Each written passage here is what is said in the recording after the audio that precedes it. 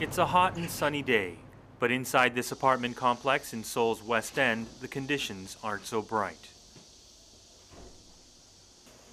On the living room floor is a silhouette of where the home's lone resident, a man in his 60s, died. The imprint of his body is left deep in the blankets. A notepad with lyrics rests on the floor. The title of the song, Regret. The calendar on the wall is nearly a year behind.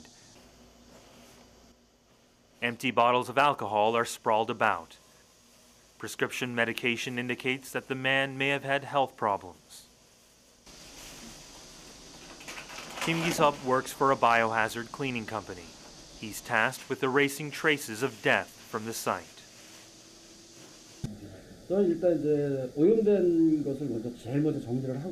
First, we go in and throw away all the personal belongings.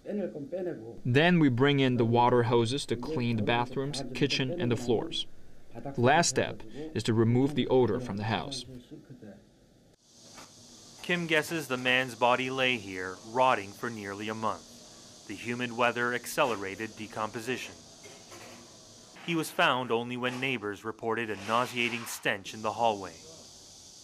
That's when management pried into the apartment and made the gruesome discovery. We get calls from local district ward offices or community centers asking for help to hold funerals for these people. This is purely volunteer work for us with no profit. It's work that both sides are reluctant to take part in. South Korea's population is quickly aging. The country has one of the lowest birth rates in the world, meaning fewer people to support the elderly. Government statistics show that 1.2 million elderly South Koreans, or about 1/5 of the senior population, live and oftentimes die alone. In a country where Confucian customs dictate filial piety to one's parents, the trend is worrisome. At present day, financial problems, divorce, and the increasing number of families living far apart are the main reasons people are dying lonely with no one around.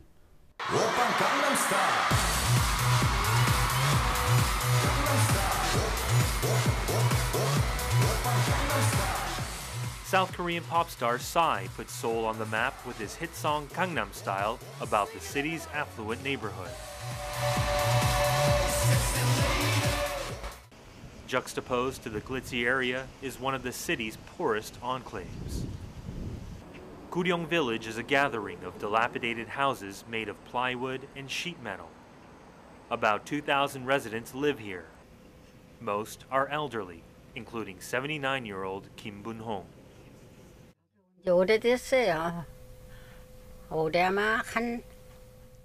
I've lived here for a long time now. I've lived here now 9 years, around 8 or 9 years. To me, it doesn't matter if I have family or not. I live with the other residents of this village. The scene here paints a darker side to South Korea's rapid economic development. Many credit the country's elderly generation with rebuilding a nation that was torn into rubble during the Korean War. That generation knew only of sacrifice, working endless hours, supporting their children's futures, expecting to reap the benefits of these investments in their golden years, only to be neglected and meet their fate in this type of environment.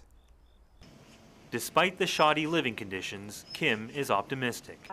She says it's hope that drives her. She says she is one of the lucky ones who has lived here long enough to have a garden to tend to.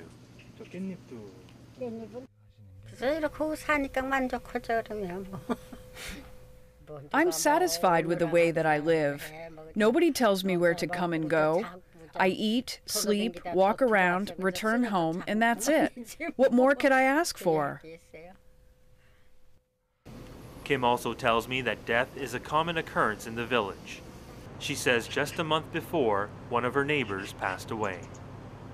To tackle the growing number of senior citizens dying alone, local agencies and nonprofit groups closely monitor people in need. Volunteers regularly make phone calls to seniors living alone.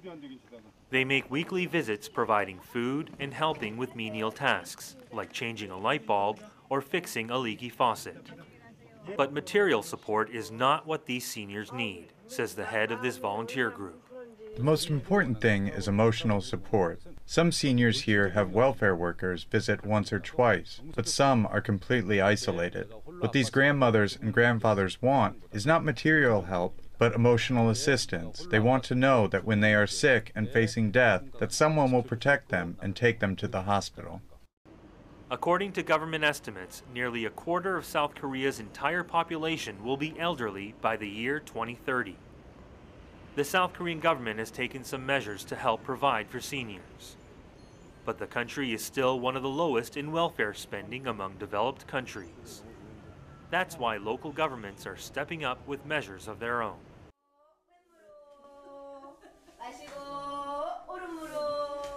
This home, located about an hour's drive south of Seoul, is a refuge for seniors who live alone.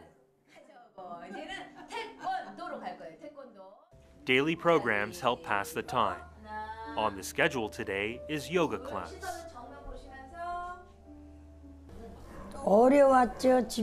It was difficult when I live alone, but it's better now that I come here.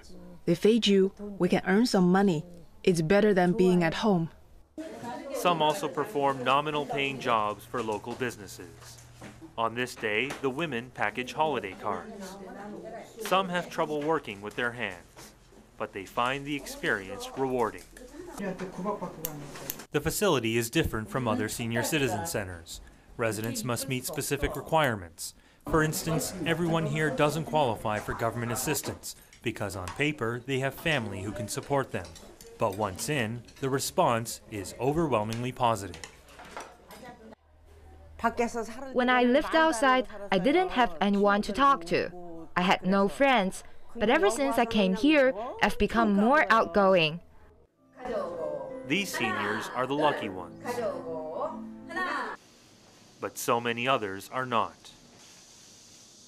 Kim finishes up discarding the personal items of the man who lived here last. It's a grim job, but he says somebody has to do it. Even for professionals like him, though, the work is a little disturbing. There are a lot of companies that do this type of work, and there is a lot of work to go around. When I come to this new type of scene, I become self-possessed. In a way, I feel like I'm seeing my own future. The work is self-possessing. Once the work is complete, it's on to the next house. And unless something is done to help isolated seniors, the problem will continue to be swept under the rug.